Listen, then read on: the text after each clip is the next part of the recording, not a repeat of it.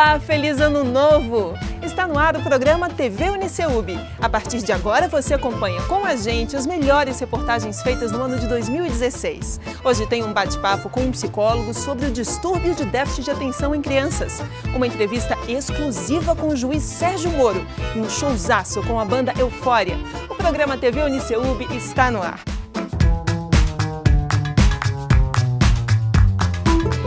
Nosso programa fez tanto sucesso que completou sua primeira temporada e já vai para a segunda, agora em 2017. A oportunidade de mostrar ao público o que acontece dentro da academia é o que professores e alunos falam com mais frequência. Veja só alguns depoimentos.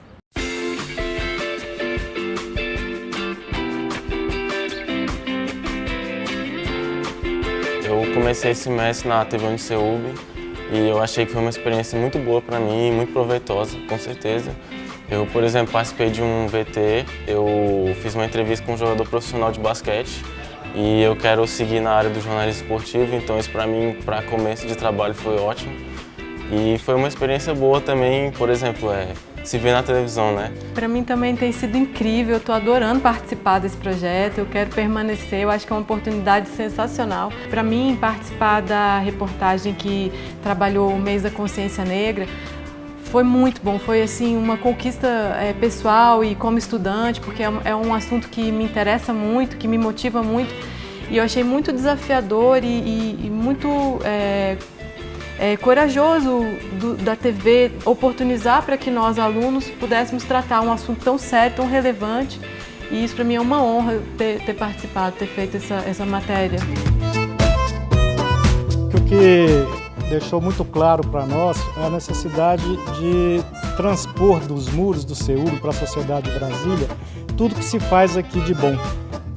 Os alunos fazem, os professores, os técnicos, e você sabe que não é pouca coisa. E a gente gostaria de dividir isso com a sociedade de Brasília e foi uma forma que nós encontramos buscando a qualidade desse programa, sendo representante da qualidade que o CEUB tem nos seus atos e ações internas. Hoje nós temos no meio acadêmico o respeito pelo programa, principalmente dos alunos de comunicação, e no meio externo também, porque o programa é de alta qualidade e isso fez com que a marca do CEUB penetrasse na sociedade e aproximasse Brasília do CEUB. O grande desafio é você levar para uma TV aberta um programa com tanta qualidade e utilizando os recursos nossos, né? Os nossos alunos, professores, os técnicos, os nossos recursos de laboratório, de uma universidade levar isso para uma TV aberta que está acostumada com alta qualidade e alta performance. Os alunos tiveram a oportunidade de mostrar suas competências, suas habilidades e eu creio que foi mais uma inovação do UniCeub. Acredito que no Centro-Oeste e talvez poucas instituições no Brasil tenham essa oportunidade de um programa na TV aberta para que os alunos realmente exerçam, pratiquem a teoria que aprenderam em sala de aula. Foi uma grande oportunidade para a UniCeub mostrar à comunidade um pouco do que é feito aqui dentro, porque não foram só os alunos de comunicação, de publicidade, de jornalismo que apareceram. Praticamente todos os cursos da instituição tiveram a oportunidade de mostrar um pouco daquilo que estão fazendo, um pouco da prática do que estão fazendo. Nesse primeiro programa da TV UniCeub do ano de 2017, eu quero desejar a todos muita saúde, muita paz e principalmente muita esperança.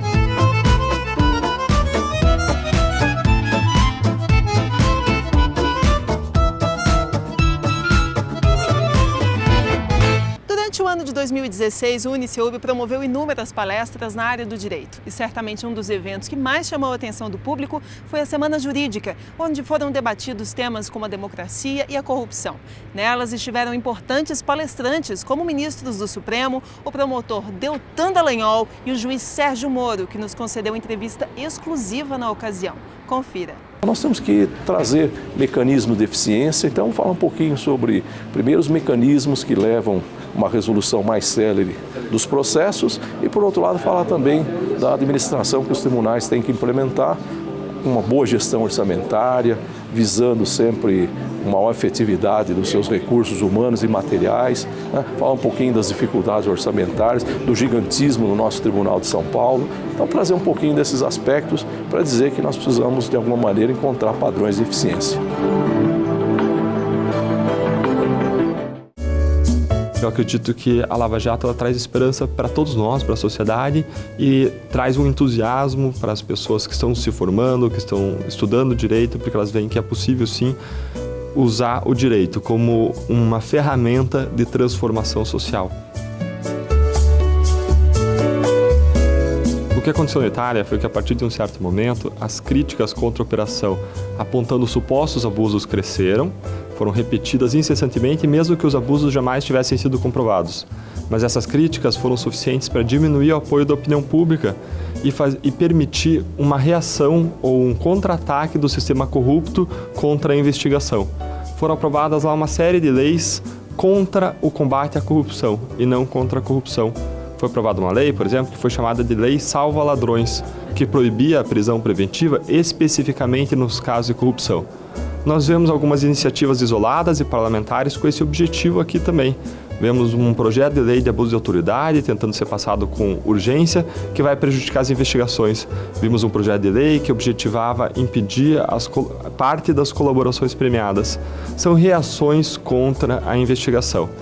Agora, em vez de repetir a experiência italiana e piorar e fazer com que o combate à corrupção fique mais difícil depois do que antes da Operação Mãos Limpas, nós podemos tomar o caminho oposto. Nós podemos aprovar medidas que tornem desfavoráveis as condições para a corrupção no Brasil. No Brasil temos uma mania de acreditar em salvações nacionais, seja uma pessoa, seja um caso, e no fundo nós temos que confiar aí na democracia, fazendo parte dela nossas instituições e a sociedade civil. Então é a democracia, o avanço institucional que vai melhorar o nosso quadro, inclusive em relação a esse problema da corrupção. Nós tivemos já essa reforma iniciada, talvez, pela decisão do Supremo Tribunal Federal recente, em que entendeu que após um julgamento em segundo grau se pode já desde logo executar a pena. Isso tem uma importância muito grande, porque o grande problema dos nossos processos é que eles não terminam. E agora o Supremo sinalizou para um fim para eles. Existem agora essas discussões do Congresso sobre as 10 medidas, eu acho isso importante, não só intrinsecamente importante, mas também para o Congresso dar uma resposta. E a sociedade espera uma resposta por parte dos seus representantes eleitos. E os representantes eleitos dando essa resposta, ele se posiciona. E isso é muito importante para as pessoas, restaurar a fé das pessoas nas nossas instituições. Tenho feito muitas palestras para empresários, inclusive, né? E para empresários eu tenho dado um recado óbvio, olha, não é um problema só do governo que cobra propina, mas é sim do empresário que paga. Então, o empresário dizendo não já é um passo enorme, não existe aí uma justificativa para ceder a esses pagamentos de propina. Por outro lado, também o cidadão comum. O cidadão comum às vezes tem esse comportamento desviante como ruim, ou um sentimento de absoluto ceticismo em relação ao sistema político, à democracia, e isso acaba muitas vezes levando à perpetuação do problema. Então, a cidadania ativa é uma resposta também para esse quadro de corrupção sistêmica. Seu filho tem transtorno de déficit de atenção e hiperatividade ou é apenas uma criança sapeca? Acompanhe no próximo bloco uma entrevista com um psicólogo e tire suas dúvidas. A gente volta já.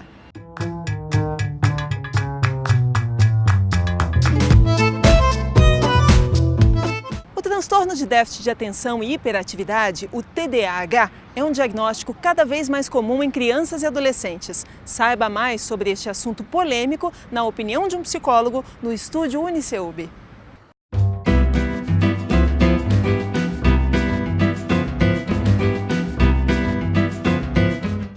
Segundo pesquisadores da Universidade de São Paulo, existem no Brasil cerca de 250 mil crianças afetadas pelo transtorno do déficit de atenção e hiperatividade.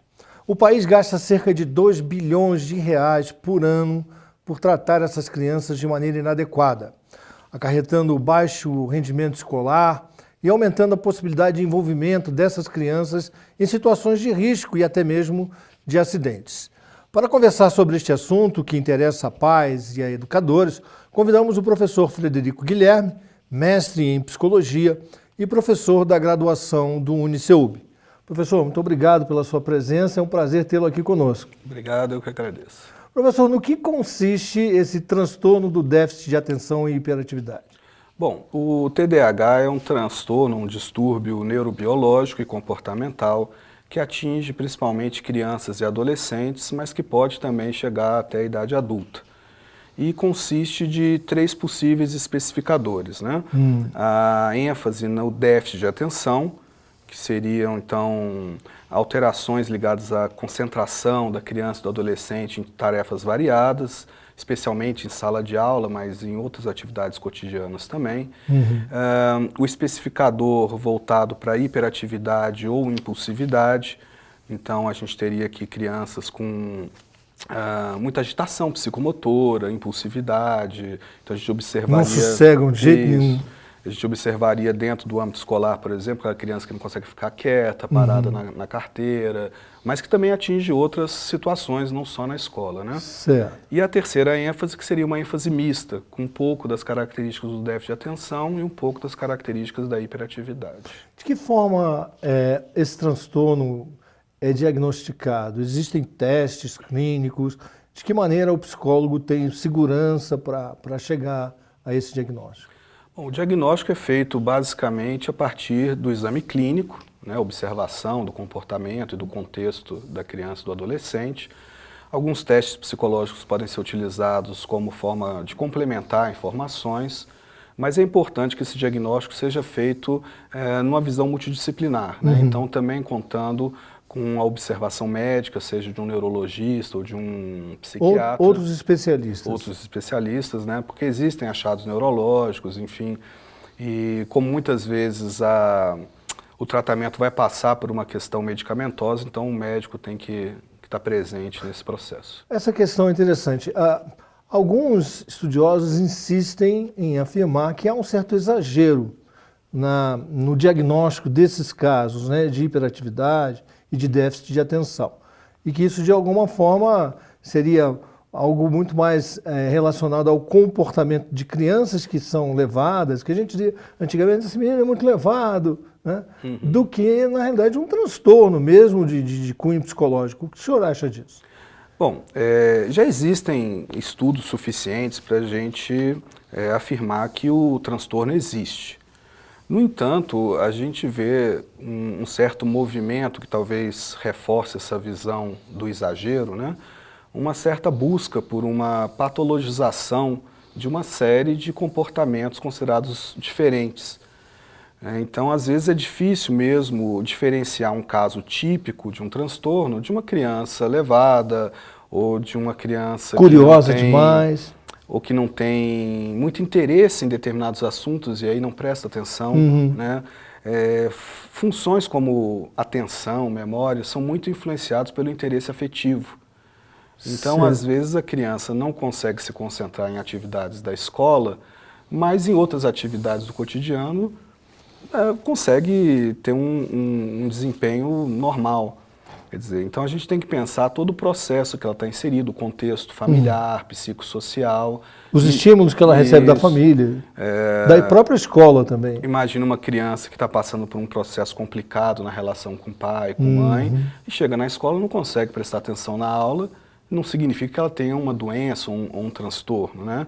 Então esses casos têm que ser avaliados dentro desse contexto para não haver aí realmente um movimento de um hiperdiagnóstico em relação a qualquer alteração que apareça. Uma outra questão polêmica relacionada a esse problema tá ligada à questão da medicação, né? Dos medicamentos que muitas vezes as crianças recebem. E medicamentos muitas vezes fortes, medicamentos de tarja preta, aquela coisa. O que o senhor acha disso, essa medicação que é feita para as crianças, de que forma que isso pode afetar?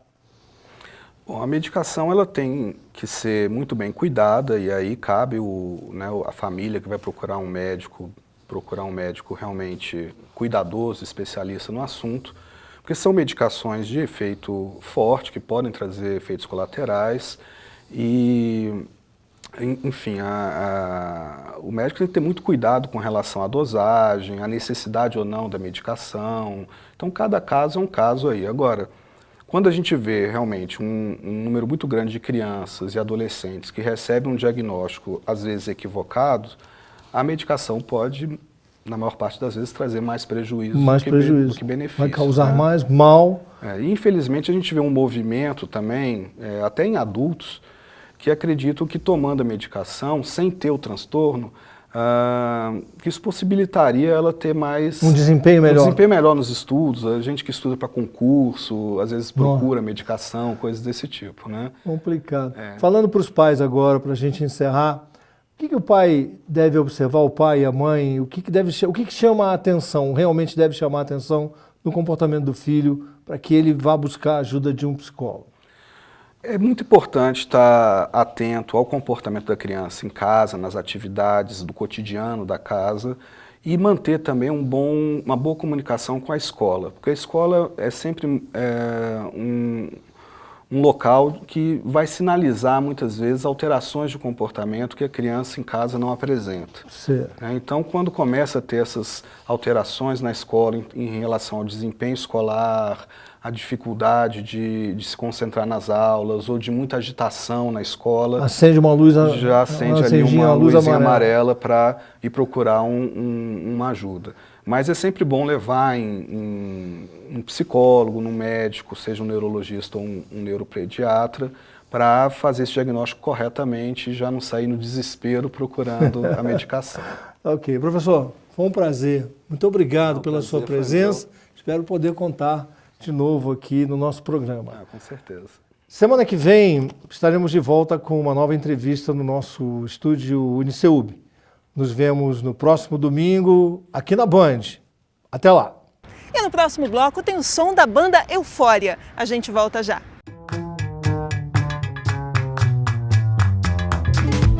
Eles são alunos de Direito, Jornalismo e Psicologia, mas fora do campus são a banda Eufória, que já tem estrada, CD, videoclipe e vários shows agendados. Como conciliar isso tudo? Eles contam pra gente. Sou Rafael Durano, eu tenho 19 anos e faço Psicologia na UNB. Sou José Karnikowski, tenho 24 anos e sou formado em Direito. Meu nome é Bruno Santa Rita, eu faço Jornalismo no Uniceub. Meu nome é Pedro Ferreira, formado em Relações Internacionais no Uniceub e faço Direito no Uniceub.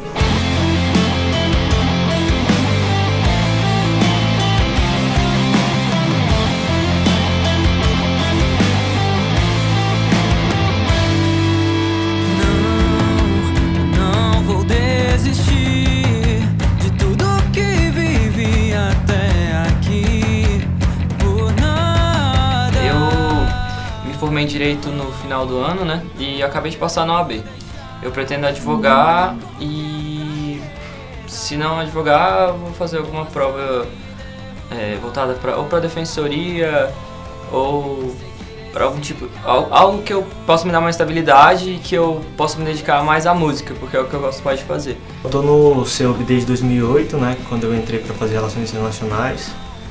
Aí, 4 anos de curso, foi bem puxado, mas percebi que não era o curso que eu queria mesmo. E aí eu resolvi fazer Direito e tento conciliar com a banda essa questão acadêmica, porque cada um estuda em um horário, às vezes a gente tem que ensaiar depois da aula à noite, de madrugada, ou então sábado e domingo, assim.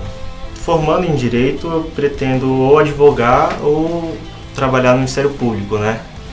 Eu sempre tive dúvida entre letras e jornalismo, porque eu sempre gostei muito de escrever, né? E eu sou apaixonado por esse curso. Apaixonado pelos professores do CEUB, assim, a gente tem professores lá que inspiram a gente mesmo, pelo motivo do jornalismo, né, que é como o meu professor falou, você entrou no jornalismo querendo mudar o mundo, por mais que às vezes você não consiga, né, e, pô, é a minha cara, é o que eu quero pra vida.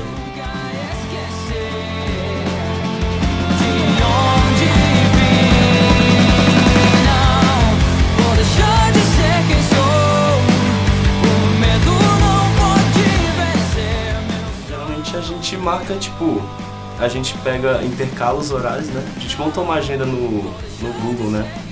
Pra gente fechar os horários de todo mundo, pra ver onde é que tem aquele espaço, né? E aí os espaços sempre são, velho, tipo... Sempre à noite, quarta-noite, assim. Ou então no final de semana de manhã, a gente sai também, sábado às 10 ou domingo às 10. Desde que a gente tentou deixar a coisa mais profissional, levar profissionalmente, a gente decidiu, não existe profissionalismo sem ensaiar pelo menos uma vez por semana, no mínimo assim, uma vez por semana. Porque acho que assim, sem essa rotina você acaba deixando a desejar, sabe? Se você tá lá sempre ensaiando, você cria aquele entrosamento. Eu tava até falando com o Rafa ontem mesmo, né? Sobre, tipo, como o jornalismo ainda tem aquela área de cultura que você pode falar sobre isso, e música é cultura, né? Então dá até pra conciliar a arte com o seu trabalho, né? Teve uma palestra no CEUB que eu tive com a escritora Isabela Andrade, que ela é jornalista, e ela conseguiu conciliar muito bem, ela é uma escritora e jornalista. A gente se inspira em arte, mas também se inspira na vida. Porque, por exemplo, eu trabalhando na defensoria, tem muito caso assim que eu leio e às vezes muito trágico, que inspira, sabe?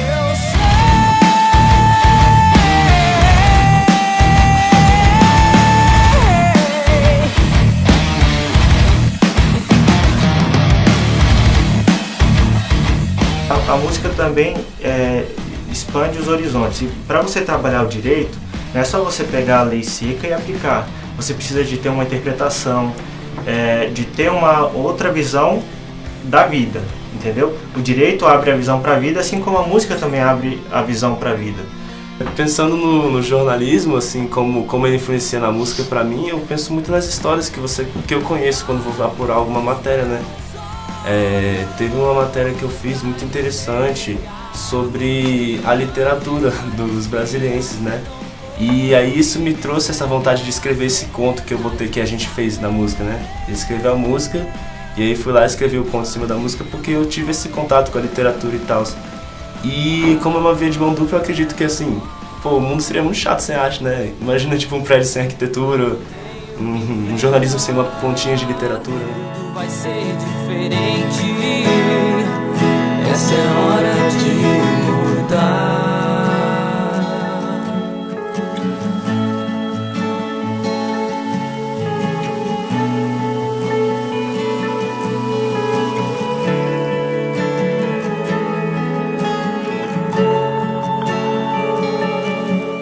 Rola muito de o Zé já chegar, de alguém já chegar com a música meio pronta, assim, com já melodia e letra, dependendo, só que no violão.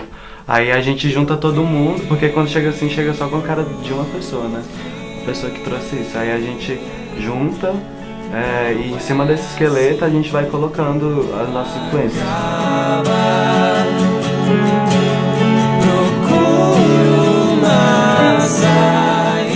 Aí essa interação nossa de comer junto, dormir junto, sei lá, beber junto, fazer alguma coisa junto, isso, saca, junta a gente no sentido de compor, no sentido eufória, né? Que aí a gente acaba compondo no que a banda propõe.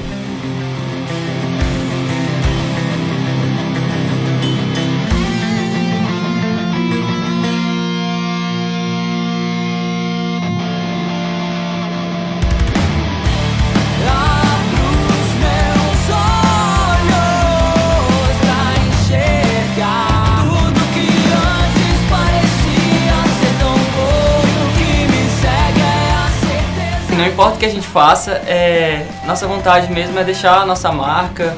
Se for fazendo psicologia, direito, jornalismo, a gente quer mesmo fazer algo de bom que represente algo pra gente. Essa é a nossa vontade. Eu vi o fim, e não é assim que tudo acaba. Procuro uma saída, alguém me mostre a luz.